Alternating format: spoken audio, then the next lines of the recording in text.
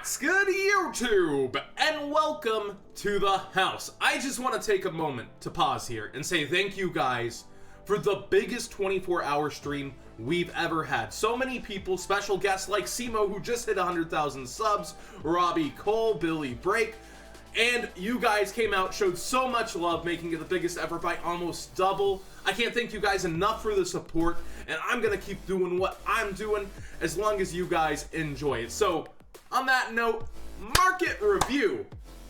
A zombie buyout, 2K18. I am scratching my head a little on this one. Solitaire, never a bad buy, never a card to be underestimated. It turbos out one of the best cards in the game, period, Unizombie. So, I don't want to underestimate my man, but it has me scratching my head. Why here? Why now? The off-season was coming. The cheapest cards of the season were coming. Why buy this out now? And I don't think it's because of vampires. It could be another volley thanks to Layer of Darkness. It was at a high, it was like at $18 last night for both. We already see it coming back in at 10. We'll see it continue to go back down. This card has been bought out several times. It really shone in Lightsworn Zombies. I just don't see it here.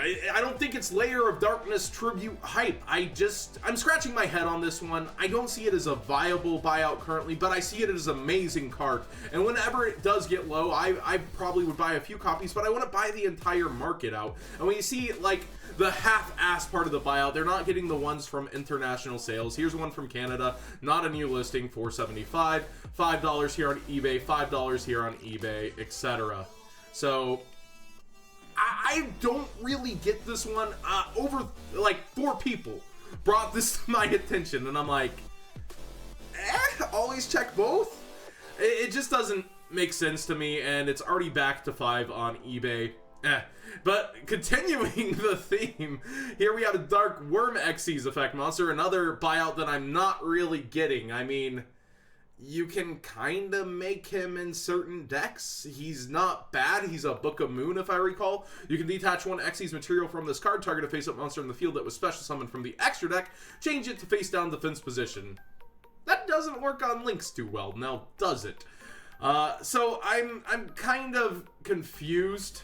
If this face-up card in its owner's control is sent to the graveyard or banished by opponent's card effect, you can special summon this card in face-down defense position. If this card's flipped face-up, send a card on the field to the graveyard. Like, I don't know why this would get bought out other than it's hardish to get. But we see it spiking immediately on the graph here. Both of these have low copies, but like, again, my BS sensor's off here. I don't think these are gonna be doing a lot in the meta. I don't think they're really going to be worth their new values, and they're going to sink back down to the values they were at. Somebody told me this was actually like at $1 or $2, even though the market price says 5. So maybe some of the sales hit and it got a new market price, or maybe it's been there. Let me know in the comment section down below. I know I felt like this had been around 5, but somebody told me it was $1. So I don't know about that one. I feel like I remember this always having some value, being out of Dragons of Legends, one of the harder things to get, but neither of these make too much sense to me. Card that does make sense to me that is still cheap right now, that you might just want to have a couple of or one of, that we're seeing in certain Sky Striker builds, is Darkest Diablos, Lord of the Lair. You probably want to have copies of this. The structure deck, of course, had good cards like Allure and big value cards, but overall, the structure deck, once Allure got reprinted, once Foolish Burial Goods got reprinted, it lost a lot of its oomph. But the most expensive card in the structure deck already is Diabolos, and we probably, or Diabolos, and we probably will be seeing it played and teched in other decks like our Sky Strikers here. So probably good to get it and play and at least test with in Sky Strikers. But at its price point, only 27 prices. Yeah, you might want to get it sooner than later. I know there's high quantities, but very few sellers. So hey, one up TCG. They support my stream. You might want to support them. They're awesome. I love them. And hey, Adam Corn too, and Pro Play Games. Everybody on this front part, good sellers. Trickstar Reincarnation settling at 50. Yesterday we saw some copies left at 45. now on both platforms, starting to even towards 50. We have one at 48, one from Canada, so yeah, looking a little cheaper at 43. So there were actual sales at the $45 mark. People are deciding this is the deck for Nationals, also the deck to beat at Nationals. So you have to take it in mind that there's not a lot of ways to hard counter this. Like Droll and Lockbird, good in it, good against it. Droll's kind of become the hand trap of the format, and this is one of those cards that it's rough. It didn't get its reprint, but keeping the rest of the archetype lower. Yes, the Ultras are rising slowly. The Starfoil's surprisingly not bought out. Nobody went crazy for Starfoil Trickstar cards.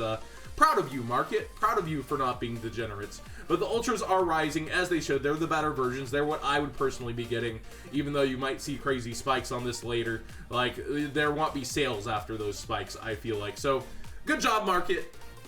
Something not degenerate for once. But this is a little crazy, the reincarnation, but deservedly so when you see 18 top cuts taken by Trickstars. Definitely proving its worth after not getting hit on a ban list and then proving itself in a meta. Talking about Sky Strikers, I feel like I have to show this card every freaking market watch. $114 here on TCG before quickly going up. That's just low quantities. We do see over here 25 total sellers, a little more competitive on eBay. 103, 103, 104. Now, if you're going to regionals, vendors might let it go for $99.99 if they have them, if they have the quantities in stock, because they can't sell cards over that at regionals and YCSs and the WCQ. They cannot sell cards above $99.99, and they would be taking fees and shipping anyways online, so they'll pretty much gladly sell it to you in person for that, but it's going to be harder for them to pick it up in the room, meaning the vendors will have lower quantities. But shopping around, is that promo code still below me? Oh, weird. $94 before the promo code is off, and you'll likely get it in time for the WCQ if you're here in the USA. Their shipping is usually pretty fast, usually 5-day, 6-day shipping. So you should, if you're ordering now, you should get it in time. Cheapest on the market, and then you can get 5% off. Not bad. Beats cheaper as well by a couple bucks. We also see, if you're shopping around, Kagari is cheaper by 50 cents. So Yu-Gi-Oh! Singles putting in work even after pre-sales. Some cheap prices they haven't really updated to compete with the market. You might want to go check them out since they didn't sell out initially. Also, Droll's at 17 and then 5% off.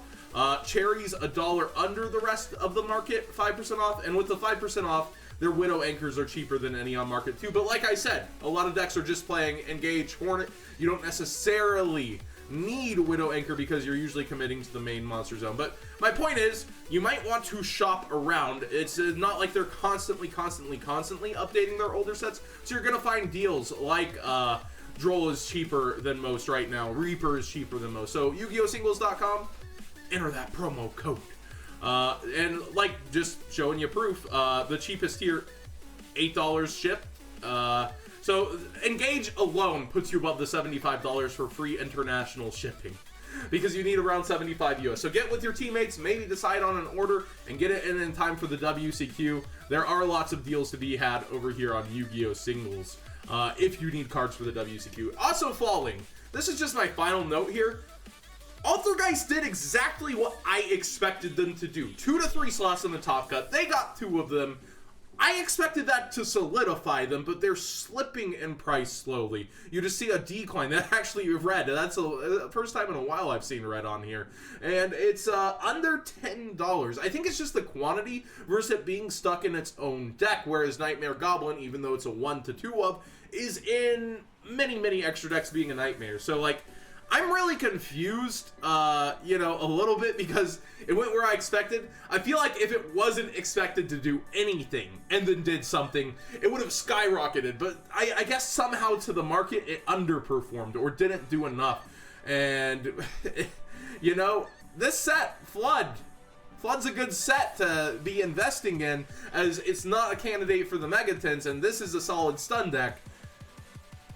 I don't know what to tell you guys. It's just a surprise to me, and those are the reasons, I guess. It's stuck in its own deck, and not everybody's a fan of playing that kind of a deck. It's similar to Paleozoic, so I do understand not wanting to play the trap deck, not wanting to play the stun deck.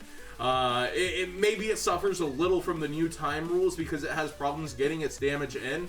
Attack direct for 500 instead of attacking direct for 800 plus 200 with Lilybell. I see. It's not as good in time. And DZ did tie in his feature match, didn't he?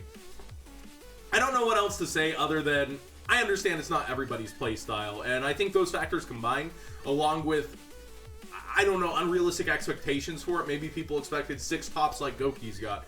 But we see, actually, Isolde went down from 20 towards 18 as well. There's multiple things just falling that I didn't expect. I actually don't know what my last tab... Oh! My last tab is just a point as we're heading towards the off-season. Mech Knights have future support, but they're also candidates for the Megatons. So we continue to see them fall down as well. But they do have a Link coming in the future, a Link 2 and more support, and then Alistair's getting his Link monster as well, and I've tested a little future formats, and it's actually still a pretty darn good deck. So during this off-season, the prices are going to continue to fall after the WCQ. Make your calls, kind of speculate what's in the Megatons or not, because remember last year, the moment we found out Wind Witch Ice Spell wasn't in there, we found out the Spirals weren't in there, they went way up. So as things get cheaper here, realistically, maybe near Megaton prices, like, would these be $5? Would they be $3 after Megatons? Who knows? But then they're going to get a Link monster, then the Invoked are getting more support. Kind of go around and decide on what you want as you see the prices fall, and maybe make your speculative calls. But again, anytime you're doing that, you are gambling a little. So thanks for watching today's Market Watch. What did you think? Did you expect this kind of trend from Altergeist, even though it proved itself? Is it getting crazy out here with the Sky Strikers? Widow Anchor continuing to drop back towards where it was, where Engage, that's the card, it seems. The first card in a long time, really getting up there and getting really ridiculous on TCG Player. And what about these zombie buyouts slash Dracula's buyout? Like, what is happening? Let me know if I'm missing something besides Lair and zombies. Let me know if I'm missing something important here.